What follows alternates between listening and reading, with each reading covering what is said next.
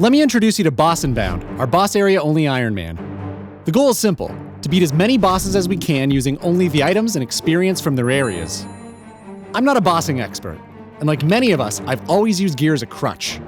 Now, I want to test my limits and push past them. In the last episode, we descended into the Edgeville dungeon for the first time, and we've been struggling to survive down here ever since. We're stuck with no food, no bank, and barely any equipment.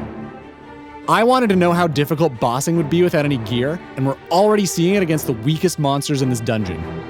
We've had to rely on flinching our enemies, de-aggroing them to cook any scraps of meat we can gather, and getting every possible upgrade to make any sort of progress. But we have progressed. Now we're after one thing, the giant key. This is what unlocks the gate to this dungeon's boss, Herblore. Getting a unique from him, or completing all of his combat achievements, will open up a new area to us. But we're still not ready to challenge him just yet. Our equipment's too limited, we have no real food for the boss fight, and we need to train our magic levels substantially to stand a chance against him. On top of all of this, we're going to be training in the wilderness, where another player could kill us and take everything we've worked for at a moment's notice. This is what terrifies me the most. If we want to survive this, we need to focus on a few things. Getting ourselves every gear upgrade possible, managing our hit points better and finding a better source of food, and minimizing our risk in the wilderness. Despite all of this, I still think we've got what it takes. We've got no other choice. We have to get that key. And I've got a few things in mind that could make it happen. Let's get to it. Nice, another mind rune drop. This is probably the most important drop we can get. Mind runes are rarer than the air runes, so they're the limiting resource for us training magic. Since the elemental weakness update back in June, Herblore got a 20% weakness to earth. The Earth Bolt spell reaches its max damage at level 35, and I think if we use that, that's going to give us our best chance of taking him down. There is a small problem though, and that's getting any magic gear. There's only one piece of equipment I can see ourselves getting down here, and that's the Staff of Earth. It'd give us unlimited earth runes, make our spells more accurate, and let us auto-cast, which would be amazing. The problem? It's dropped by level 51 Earth Warriors in the wilderness part of the dungeon. Even worse, the Earth Warriors are on the other side of the monkey bars. And remember, we need to get level 15 agility to get across. We can only gain agility levels by getting XP lamps from random events, and those random events only happen every 1 to 2 hours. Truthfully, I'm not even sure we're gonna get 15 agility by the time we're ready to fight Herblore. For now, let's focus on what we can control, improving our other levels and our equipment. And I know just the monster we're gonna be fighting for that. This is the Hill Giant. They're way stronger than the Chaos Druids we've been fighting, but they've got some great upgrades in store for us. Namely, the Steel Longsword for a weapon upgrade, the Iron Kite Shield for our very first shield slot item, and the Iron Full Helm, which would replace our medium helm. Another important item is the commonly dropped Limpwort root. This is going to be incredible for training Herblore. Until now, we've been cleaning herbs for experience, but if we use this secondary with one of those herbs we've been cleaning, we'll get 10 times the experience. And the real kicker for all of this? They're the monster that lets us accomplish our main goal. They're the one that drops the giant key. Yeah, these guys are probably going to be too tough for us to fight normally, so we're going to have to flinch them. There might be a safe spot right over here. I mean, that would work, but I'm seeing a spot just north of us that's probably going to be a little bit better. Yeah, I think we can probably fight both of these guys from this one spot, so let's try this out. All right, first drop, what's it going to be? Okay, it's an iron dagger, not super great. It gives like a little tiny bit of magic accuracy, but it's probably not worth keeping. If we do need it, we can always grab another one later. I think they're common enough. I will say though, burying big bones feels pretty damn good after burying all the normal ones. Another beginner clue. Yeah, it kind of sucks. We can't do any of these, so it's not worth picking up. I guess we could check to see what the step is anyway, just for fun. Yeah, we could definitely never do that. Oh well, what do you do? Free beer. You can drink these to heal 1 HP, but it also lowers your attack stat, so it's not super duper useful. But thinking back to Hobgoblin de-aggroing, I think we could try something out to the north. There are a bunch of these barrels scattered throughout the game, and barely anybody uses them. But if we start collecting some empty glasses, we can technically keep refilling them for unlimited 1 HP healing food.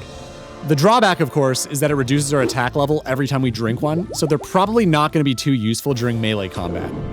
It's good to know the options there, though. Limpwork collab? We don't have the Herblore level yet, but I guess I'll hold on to it anyway. Oh, 14 prayer. Sweet. Oh, yeah. Oh, that's what I like to see. Oh, man, this is probably the best thing we could have gotten right away. This just, like, immediately replaces the iron battle axe for our flinching weapon. Yeah, it's just straight up better in every single way. It's even faster, too. I don't think we're gonna use it for a normal weapon, though, because it's still gonna be slower than the iron sword we have here. But, like, for flinching, it's definitely better. 31 strength. Oh, yeah, our first shield. Oh my god, the dopamine from Hill Giants is big. This is so good. Yeah, we literally just tripled our defense. That's insane. Ooh, I'll take a Guam Leaf. It's not as good as the Chaos Druids, but like, I'll take all the Herblore XP we can get. Also, the Steel Longsword kind of slaps. It's doing so much work right now. 32 strength.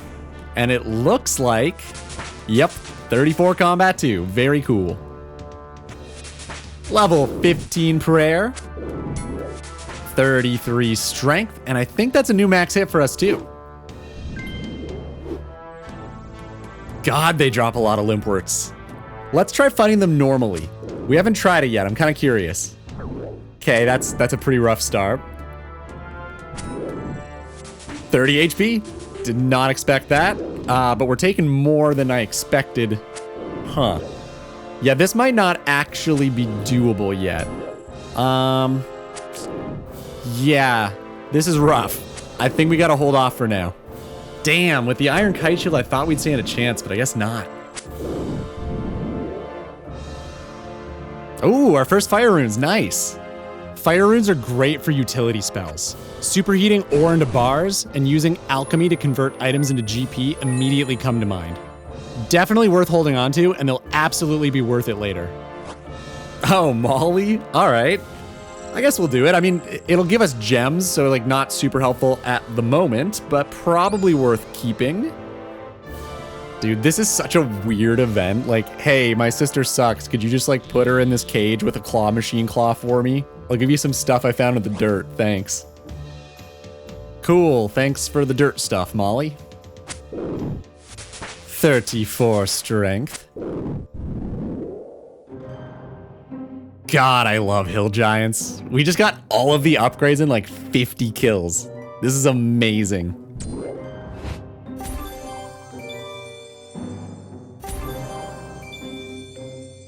It's not the biggest upgrade on the planet, but we really do need every single one we can get, I think. The upgrades didn't make a big difference against the Hill Giants, but let's try it out on the Chaos Druids and see. All right, 10 minutes. Let's try to de-aggro them. I'm gonna stand over here, and I didn't bring any food, but I think we should be okay. This is gonna be a good test for our equipment either way. Wow, we're still taking a lot of damage, huh? Yeah, I can't imagine fighting Hill Giants like this. This is nuts. I thought it'd do way more. I think this is the perfect time to talk about death mechanics. This is a really misunderstood thing in RuneScape, and part of it is because it's changed so many times over the years. Originally, if you died, everything except your 3 most valuable items became visible to everybody around you. It's changed a few times since then, and now what happens is this. When you die, you keep your 3 most valuable items, and everything else goes into a gravestone. You've got 15 in-game minutes to get back to your gravestone and get your items. If the timer runs out before you can get your stuff back, your gravestone disappears and everything inside of it goes into Death's office. There are a bunch of entrances to Death's office around the world, and one of them just happens to be right here in the same ruins as the Edgeville dungeon. There's a reason I'm telling you this though. There's a really interesting part of the gravestone system that no one really knows about or uses. The gravestone can hold up to 120 items, which is a ton. Not only this, but those 120 items, they're stackable. If you were to die with 28 Guam leaves in your inventory, that would only take up 1 slot in the grave. But why does this matter? Well, what do you think happens if you die while you've already got a gravestone? Some of you would probably guess, well, all of your items get sent to Death's office and you get a new gravestone. Or maybe some of you were thinking that your old stuff gets deleted and you can't ever get it back. Here's what actually happens. When you die with an active gravestone, it and all of the items inside of it stay exactly where they are. Any items that you had on you when you died the second time get added into it. On top of that, the 15-minute in-game timer resets. This is highly abusable. Remember how I said that items stack in gravestones and there are 120 slots? If we intentionally die every 15 minutes, we can keep adding items into our gravestone until we fill up all 120 slots. Think of it as expanding our inventory from 28 slots into 120 stackable ones. But we're not going to do it. Why not? Because it gets even better. Up until this point, we've more or less been playing the game as an ultimate Ironman, meaning we can't use banks and you have to keep everything on you at all times. There are bosses down the road that will unlock banks for us, but we can't wait that long. Our inventory is going to fill up with things we need to keep for the future very soon. So I've come up with a solution that I don't think has ever been done before. Let me introduce you to the Bossinbound bank, Death's office. Remember how I said that everything in your gravestone goes to Death's office if you take longer than 15 minutes to get your items back? For most people, this is just an annoying inconvenience, but for us, it changes everything. It turns out that Death's office works the exact same way as a gravestone. It can hold up to 120 stacks of items, and that's exactly what we're going to use it for. Until we get a bank, we'll just let our gravestone expire and send anything we want to keep long-term over to Death's office. The looting bag is still going to be really useful for expanding our immediate inventory, but now all the herbs, gems, and other supplies that we're going to be getting down here, we can store away for the future. But some of you may be thinking, Death's office isn't technically in your area, so you shouldn't be able to use it as a bank. And I agree. Think of this as a deposit box for long-term storage. I'm not going to let myself withdraw anything from it until we do get a bank. If the storage does fill up, I'll be going to the office and withdrawing some items, but I'll be dropping them. I won't be using anything from it. When we finally do unlock our first bank, I'll begin the slow, tedious process of moving everything over item by item. You can't note or unnote items through the storage either. And with where our first bank is going to be located, I think this is going to be truly horrible. But on the bright side, I think we're the first account in history to ever use Death's office like this. All right, we've done our walk of shame back. Time to get another looting bag and store all of our stuff. Dude, even these thugs are too much for us. Okay, we're kind of pinned between them and the skeletons, so I think I just gotta like flinch this and clutch it out. Otherwise, we're probably gonna die. Oh, thank God. Oh my God. We're at like 2 HP. This has been brutal. Going dry in the looting bag is actually a problem right now. Let's pick it up and store all of our stuff, and well, you guys already know where we're going back to. Man, I thought the equipment would do so much better. That's really disappointing. I guess we're just gonna have to train up our stats some more. Might as well grab some more food while we're at it too, because we're definitely gonna need it. 35 strength. Oh yeah, give me that lamp, thank you. Man, look at us, we're more than halfway to level 2. At level 2 we get 20 XP per lamp too, so that'll speed things up a ton. Alright, I think it's time we get back to the Chaos Druids. Yeah, we're not strong enough for Hill Giants yet, but we got all the upgrades. We'll have to go back to them to get our giant key, but for now the rotation's gonna be kill Chaos Druids for runes and get our levels up, fill our inventory and looting bag, and then die to bank our items in Death's office, kill rats for meat, and de-aggro the hobgoblins to cook the meat. With our hands free from banking the items we've been keeping on us, I should be able to hold on to more meat too, which is definitely not a sentence I've ever said before. Hopefully we can start surviving long enough to fight these without flinching soon. 36 strength, 32 attack, 32 HP, 17 prayer, 33, 33 again, 34, combat, combat, combat. Hey, that's him! That's Dr. Jekyll! We don't have the Herblore level for Marintil yet, unfortunately, so I guess we'll just have to take the free strength pot, which, honestly, I'm not complaining about, that's pretty great. Thank you, my MD friend. Training defense. 21, 22. Time to see if the old bank plan's working out. Just another day at the office. 23 defense, and a respectable 39 combat. 24 defense, 18 prayer. Whoa, what? Why didn't the water stay in the grave? What is this? You know what I think it is? I think Jagex might have actually predicted this. I'm assuming because the vials of water can be combined with secondaries to make potions, they don't let you stack them in the grave. If you could stack food and potions like that, people would probably just park gravestones right outside of boss rooms. Like I totally wasn't planning on doing. No way, not me. I bet the same thing would happen with food. We've got to try it out. Yep, that's gotta be it. Not a huge deal though, it should still stack in the office. I just gotta make sure to let my gravestone despawn before dying again.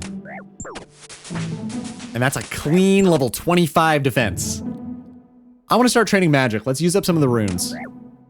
Since we're just standing here, it's gonna take a long time to get to level 29. That's when we unlock Earthbolt at. And I figure that skeletons are probably gonna be the best monster we can fight because they've got an air weakness. When training magic, you get bonus XP based on how much damage you deal, so if we take advantage of an air weakness, it should give us our best possible XP per rune. Just gotta survive the 10-minute de-aggro as per usual.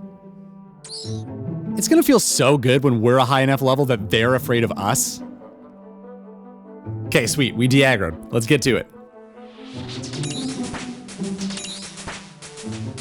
Seeing these early levels fly by is the biggest dopamine hit, I swear to God. We unlock Water Strike now, and our max hit goes way up. Alright, let's cook up some food and get back to the Chaos Druids. I was really hoping that between the new items and equipment that we'd be able to fight Chaos Druids normally by now, but it seems like our food crisis still isn't solved. We're still having to flinch them for more than half of each trip. Also, I've crunched the numbers, and I almost wish I hadn't. I was curious to know how many Chaos Druids we were gonna need to kill to get all of the runes for level 35 magic. This is the level where Earthbolt becomes its strongest, and it's probably gonna be the level that we take on Obor at. And according to my calculations, we're gonna need to kill about 9,364 more Chaos Druids to get there. For my math nerds out there, here's how it works. And for my non-math nerds out there, I'll make this quick. Each cast of Windstrike uses up 1 air and 1 mind rune. Mind runes are less common for us, so they'll be our limiting resource. Experience is earned at a flat rate of 5.5 magic XP per cast, but you also get an extra 2 XP per each damage point you deal. We'll be getting roughly 12.44 XP per cast, and we'll need a total of about 21,850 XP, so about 1,756 casts. Chaos Druids drop mind runes at a rate of 12 in 64. This means we'll need 9,364 kills on average. And with the druids we've already killed, that puts us over 10,000 Chaos Druids total. If we can get a Staff of Earth, it would save us about 100 kills, but we need 15 agility to get across the monkey bars. And I don't know if we're gonna have that in time. Hell, I don't even know if we're gonna get it in time for Obor. So the question becomes, can we figure out a way to speed up the Chaos Druid kills, a way to take less damage so we can kill more per trip, and a way to get the staff earlier? I'm gonna think on it while cooking. You know, I'm starting to realize that the de-aggro range goes really far down here. I think we could actually just stand, yeah, it extends perfectly. We could stand anywhere down here, and I think that would let us de-aggro all of the hobgoblins up there. I'm gonna try this out, see if it works. Oh, too far down. Learned my lesson. We're gonna stand up here. Well, actually, wait. I think if we stand here, he's not gonna go any farther north. Yeah, this might actually be good right here. Ah, damn. The zombies can still come down here, though. This is probably really good for safe spotting them. We could go here or to the south on that one tile. Yeah, let's try going south. Hold up. Oh, yeah, that's perfect. This actually might be the tile. I don't think the hill giant can reach us, and these guys are perfectly safe spotted now. This might be the discovery we needed. Oh my god, he's so close. I don't think he's gonna attack though. I think we're good. Yeah, this is great. I think this spot's perfect. Well, it's official. That tile is absolutely perfect, and that's for sure our new de-aggro spot. Man, I wish I knew about that earlier. I think this is a guaranteed 0 damage de-aggro trip now. And since we're in the area, I guess we might as well go back to those hill giants and see if we can get a lucky giant key drop. No giant key, but we did get 26 defense. And, oh shit, okay, 40 combat's big. This is probably not on anyone else's mind right now, but that just unlocked a pretty important thing for us. Slayer. Slayer's a tricky skill for us. As most of you probably know, when you get an assignment from a Slayer Master, a monster is randomly selected from that master's possible tasks, and then you have to kill whatever number they tell you to kill. After completing a task, you get awarded Slayer points, a currency that can be used for many things, but most importantly to cancel a task. Remember that we're very limited in what areas we have access to, so at some point we are bound to get a task that we can't ever complete. We can cancel those tasks using Slayer points, but the problem is we don't start getting any points until we complete 5 tasks in a row, and the odds of finishing 5 in a row are pretty rough. Let's take a look at the Slayer Master Vanica, who just so happens to be right here in this dungeon. Level 40 is the combat level we needed for him to start assigning us tasks, and now that we've reached it, we're gonna get our first one from him and hope that we can complete it. At this level, Vanica's tasks actually look pretty great for us. Out of the 9 tasks he can give, we can complete 7 of them either in this dungeon right now or in another boss area in the near future. He can assign ogres though, and if we get that task, we won't be able to complete it for a very long time. We'll more or less be locked into the skill for a large part of the account. 7 out of 9 sounds pretty good though, right? The odds of us finishing 5 in a row right now or in the near future is only 30.1%. The odds of us getting 5 that we can complete immediately is a staggeringly low 0.7% chance. And who knows, maybe we'll get lucky and hit that 0.7%. Oh god, please just be one we can do. Just don't be ogres. Yes, we got crabs! The last time I said that I was not this happy. Oh my god, this is so good though. They literally might be the best Slayer monster we can get. I'm pretty sure this one task, this one task I think is gonna get us all the way to level 35. I'm so glad we didn't get ogres. Oh, thank God. The big problem with Vanica isn't what he can assign us right now, it's what he can assign us going forward. As our combat level increases, new monsters can be assigned, but most of them are monsters we don't have access to for a long time. Even worse, at level 50, he can assign us crocodiles, which is a dead task. We can't ever do it. At our current level of 40, our chance of success is at its highest. At level 50, we're down to a 12.3% chance of 5 in a row, with an 8.3% chance of getting locked out of Slayer forever, each time we roll for a new task. After level 50, it just keeps getting worse, but I have a couple of options that I think could make this work. Option 1, stick with Vanica. Whenever we get a dead task, we go to see the lowest level Slayer Master in the game, Turiel. He has a unique ability. He can cancel any task assigned by other Slayer Masters and it doesn't cost any points. You do have to complete a task he assigns you though, and his task list is terrible. 8 out of the 22 tasks he can assign are dead ones. If we were to get one of those, we'd have to choose between either giving up on the Slayer skill entirely, or doing the task while gaining as little XP outside our area as possible and without picking up any of the items. Our task streak also gets reset to 0 every time we do this, and remember that we need to finish 5 in a row to start earning any points. This doesn't seem like a great option, but this is what trying to use the Slayer Master in our area looks like. As Vanica's tasks become worse though, someone else has become better. Option 2, the community favorite Slayer Master, Neve. She's not in our area, but the tasks she assigns are way more likely to be ones we can actually complete. Neve would also be better for canceling tasks. It costs 30 points to cancel your task while keeping your streak. Neve gives a whopping 12 points per task. Compared to the 8 that Vanica gives, we'll get 50% more points to cancel those game over tasks with. Neve can also assign bosses, which perfectly aligns with what our account is all about. Whichever option we go with, we're probably gonna have to use a Slayer Master outside of our allowed areas at some point if we want to train the skill. Now technically, this doesn't actually break any of our rules. Getting a Slayer task doesn't give us experience or items from outside of our areas. I think a compromise between these two gives us our best chance of doing Slayer while sticking to our rules. I'll try Vanica for now and do as many tasks as we can until we get one that we can't do just yet. By the time we can complete it, Neve should be better and we'll switch over to her. When we inevitably get a dead task, we'll use the points we've saved up to cancel it and keep our streak going. If we don't have enough points by then, we'll be forced to use Turiel to cancel our task and forfeit our streak, praying that the task he replaces it with is one that we're able to do. If it isn't, we'll choose the lowest level Slayer monster variant possible and do the task outside of our area without picking up any of the item drops, while still allowing us to train the skill and unlock the 7 Slayer bosses. I'm totally realizing right now that I forgot something pretty important from Vanica other than the Slayer task. He's got a shop, and I could have bought something from him this entire time. I could have bought the spiny helmet. Oh, yeah, we've peaked. It does not get better than this. I guess the question is, though, is it going to make a difference against the druids? Time to find out. 27, 28, 29 defense, 41 combat, and the spiny helmet is definitely making a difference. Oh my god, this genie luck has been unreal lately. What is that, 3 more to go? This is awesome. 30 defense. 19 prayer.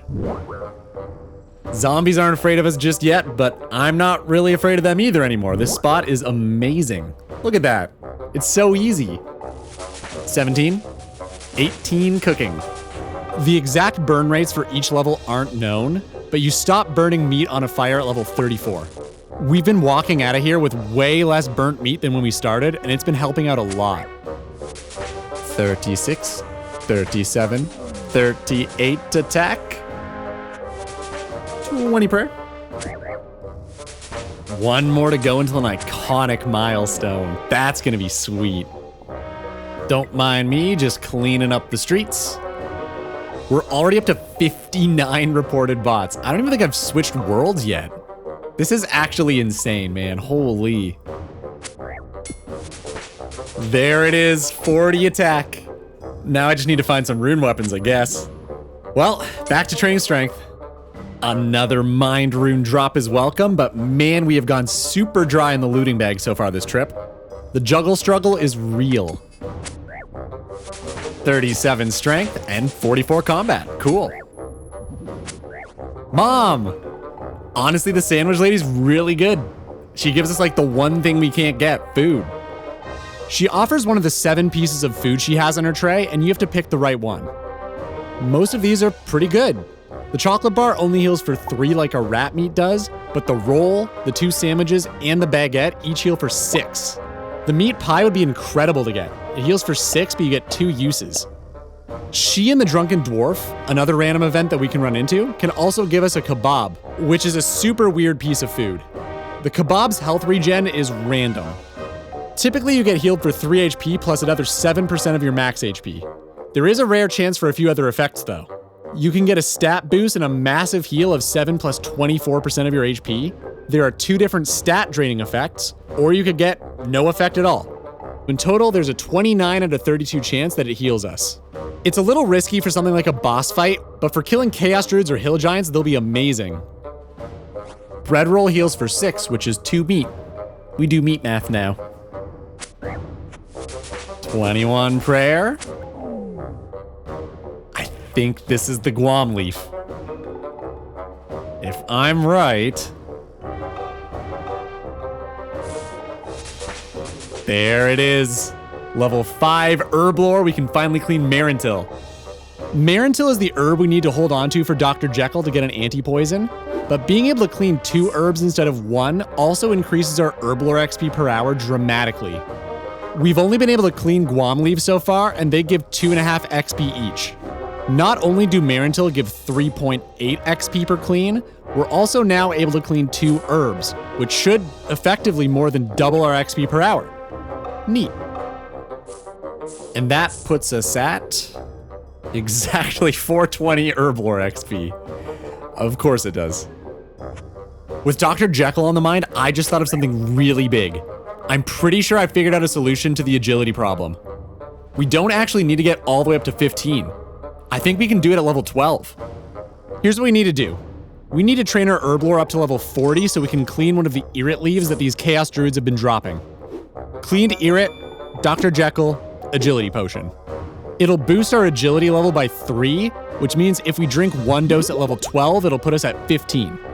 It's a temporary boost, but between the 4 doses, I think it should last long enough to get us from level 12 to level 15 agility, and then we can just climb across the monkey bars whenever we want. We'll be able to start training our agility early, and we'll be able to snag that staff from the Earth Warriors. I'm pretty sure we're gonna hit 40 Herblore before we get to level 15 agility through lamping, so this is big. Well, let's get back to Herblore and training our combat stats some more. 37. It's not a work from home day today. We gotta go to the office. Let's see how the plan's panning out. Look at all these Marin till I can't withdraw. This is called Tegrity.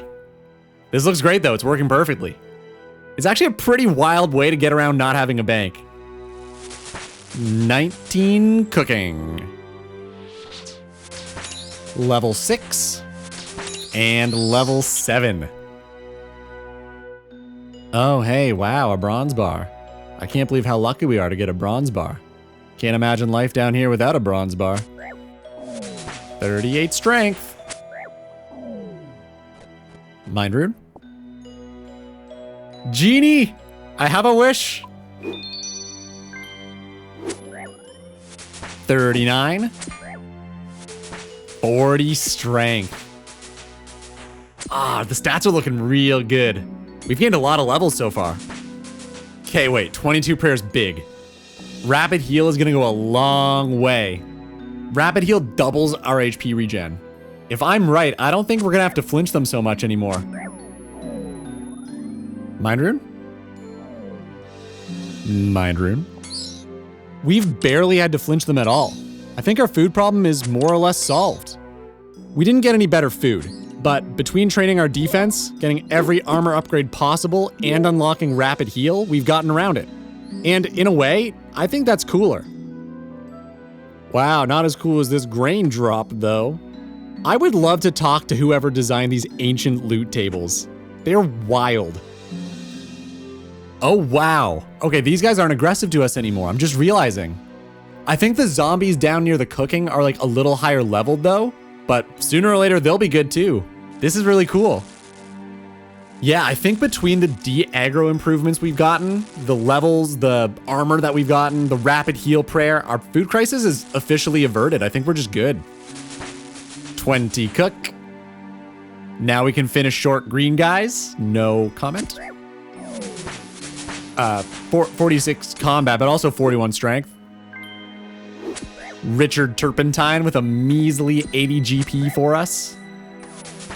Another Herblore level already? I feel like we just got level 5. These are flying by now. Marintils and Guams are so good. Mind runes. Stronger. Healthier. Gravedigger. Did I speak too soon? This event is pretty neat because it's currently the only way we can access our bank. Like, our real bank, not the death's office thing, like actually our bank. This mausoleum is a deposit box and anything we put in here goes directly into the bank. Not super useful at this very moment, but we can still deposit a few things. Let's get rid of these herbs, and the bread roll might be worth storing for later. Food's really hard to come by and I don't know when we're gonna have a better source. Very cool, got a new emote, and after we unlock all of them and the outfit, this random event will start giving us XP lamps too. So that's something huge to look forward to. Actually, that's the same for all the randoms. The more outfits we complete, the more XP we're gonna get. 21 cooking. Members can churn cream, but it's November, so I'll pass. 23 prayer. 43 strength. Mind rune. Mind rune. All right, I think it's time we trade in some mind runes for dopamine. 8 Magique. 9 Magique. And that's Earth Strike unlocked. That's a new max hit for Airstrike. Wind Strike. Sorry, my bad. I know. All right, and that's 11, and I need a ton more runes. A ton more runes. 40 HP, 31 defense, 32 defense, getting way tankier. This is great. Also would just like to add that in one more combat level, the zombies become unaggressive, so that's pretty neat.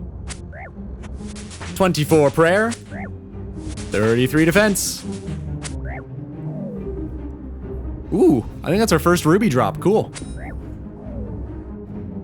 Okay, I don't even think it's been 5 minutes, but I guess we're on to diamond now. Mind runes. 34. 35 defense. That's samurai armor, but it's also 49 combat, which means our zombie friends are now actually friends and don't fight us anymore. No. Oh my god, the timing. I think I saved it. We can get back in time, right? Jesus, that could not have been a closer save. Oh my god. Okay, one more to go. That's sweet. I'm so glad we saved that. Actually, I think this is just enough mind runes for... That's the big one, level 13 magic. We unlock Fire Strike, and Wind Strike is now the strongest it's ever gonna be.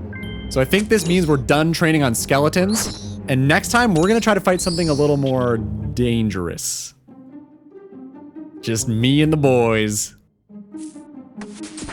Level 7 Herblore, which means 4 more to go until we can clean Terramin. At that level, our Herblore XP is gonna go crazy because we can actually start making potions down here. 36 defense and 41 HP and 37 defense and oh look, over 1,000 Chaos Druids. Only 9,000 more to go. Man, this Chaos Druid grind is actually pretty terrible, but think of how many herbs we're gonna have banked when we're done. I mean, I say banked, but I guess it's more officed. And I guess we're gonna have to move them 28 at a time when we do unlock a bank.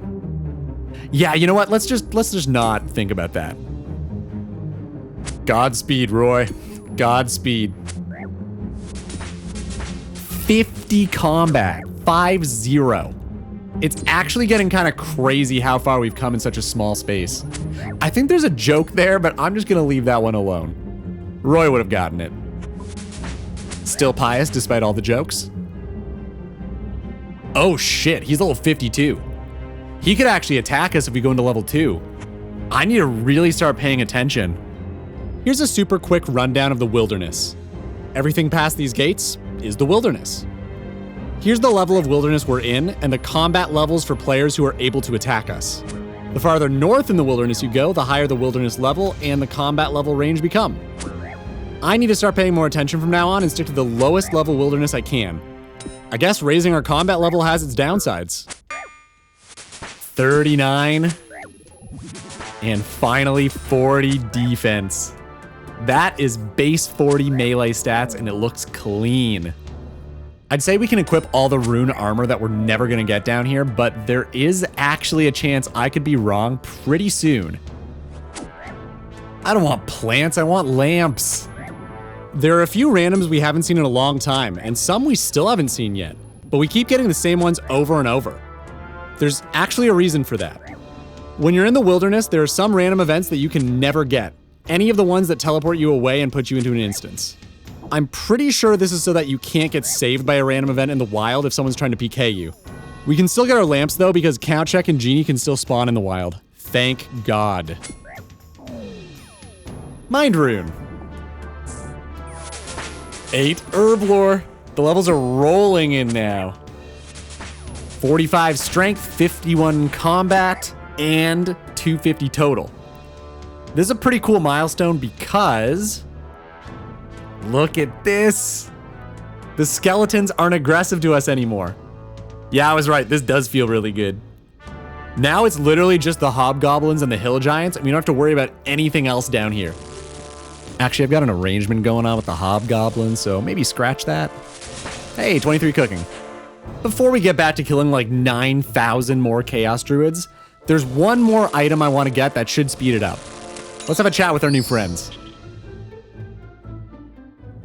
It's not these chaos runes, but we absolutely will need and take them.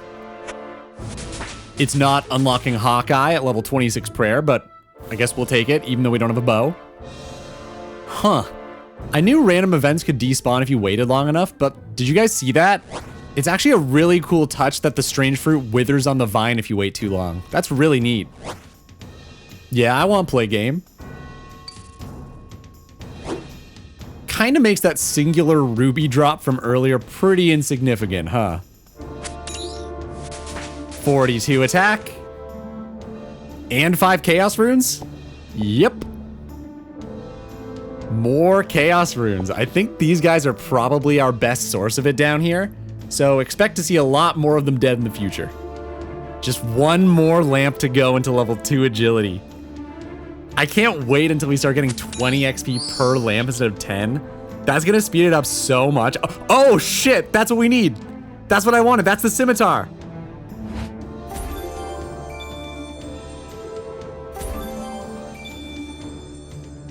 The scimitar is so iconic, and surprisingly a measly iron one is a lot better than the steel longsword.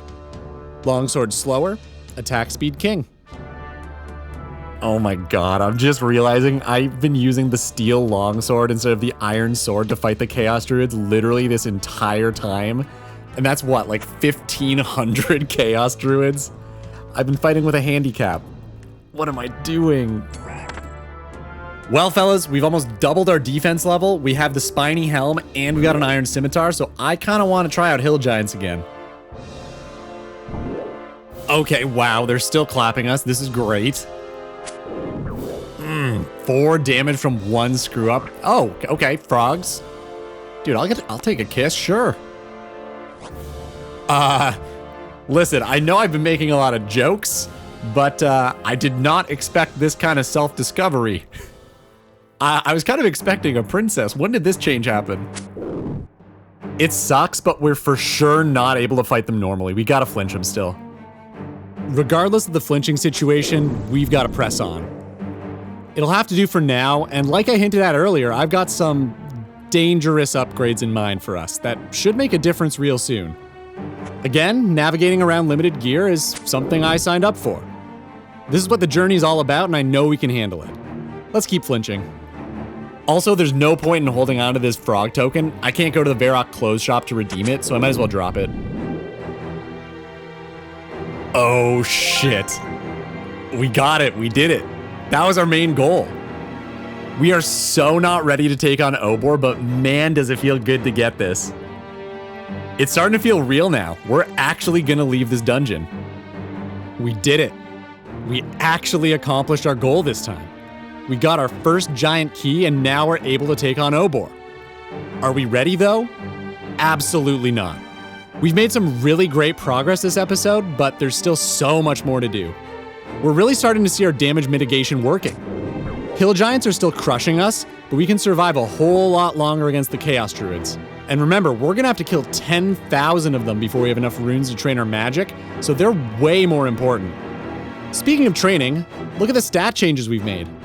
Between the defense and HP levels, unlocking rapid heal, perfecting our meat cooking routine, and getting the armor and weapon upgrades, we've solved some serious problems that we've been dealing with since the first episode. We still need to figure out a way to get better food for the boss battle though. So far, random events seem like the #1 pick, but I do know of one more way to get food down here that we've yet to explore. It's dangerous, but I think it's gonna be worth the risk. Also, we'll need to cross the monkey bars and get ourselves a Staff of Earth. Trying to kill Obor without any magic attack bonus and having to manually click cast every single spell seems like a nightmare, and we really do need every edge we can get. Thankfully, with our agility potion discovery, we'll now only need to get to 12 agility instead of 15. This is gonna bring the total lamps needed down from 42 to 36. But is it enough? Will we reach 40 Herblore and get the potion by the time we get to 12 agility? Or is there some other way to get the staff that we haven't figured out yet? I also forgot to mention last time, but all of the music in these episodes is composed or arranged by me, and I'll be uploading them to Spotify. It takes me ages to make them, but it's been a lot of fun to stretch that muscle. I'll put a link in the description as soon as they're uploaded and available. All of the unanswered questions and all of the problem solving involved makes this a blast to play. With over 8,000 Chaos Druids left to kill, we've got a lot of work to do. But is that the only problem we still have to face? If only I knew the grinds that were ahead of us on the road to Obor.